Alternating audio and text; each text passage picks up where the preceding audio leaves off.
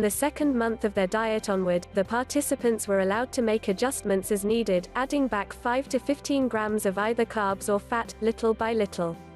The purpose of these adjustments was to encourage the participants to strike a nutritional balance that they would be comfortable adhering to in the long run, beyond the confines of the study.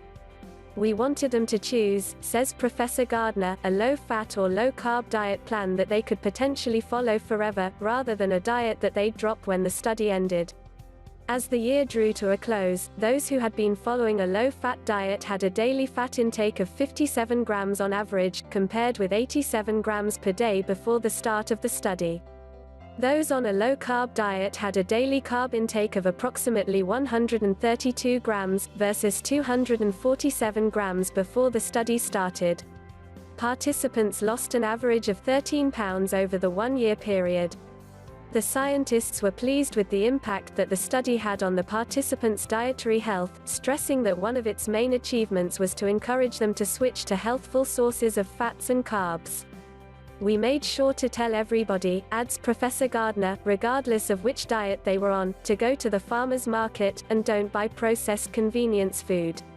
Also, we advised them to diet in a way that didn't make them feel hungry or deprived.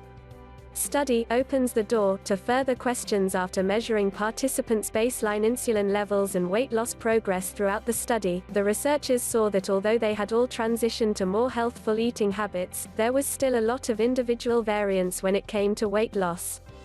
Thus, while some participants lost more than 60 pounds, others gained 15 to 20 pounds. However, the researchers were unable to find any links between gene patterns or insulin output and a person's likelihood of thriving on a low-fat versus low-carb diet. This study closes the door on some questions, but it opens the door to others. We have gobs of data that we can use in secondary, exploratory studies, Professor Gardner notes. The researchers' next step from here, therefore, will be to look at all the different data collected throughout the current study and try to understand how individual dietary needs might be calculated in the future. I still think there is an opportunity to discover some personalization to it. Now we just need to work on tying the pieces together, says Professor Gardner. In the meantime, the researchers encourage people on a weight loss journey to just be more mindful about what they eat, since that will be the first step to a more healthful lifestyle.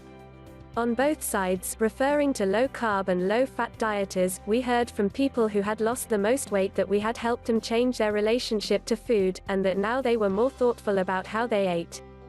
Professor Gardner concludes,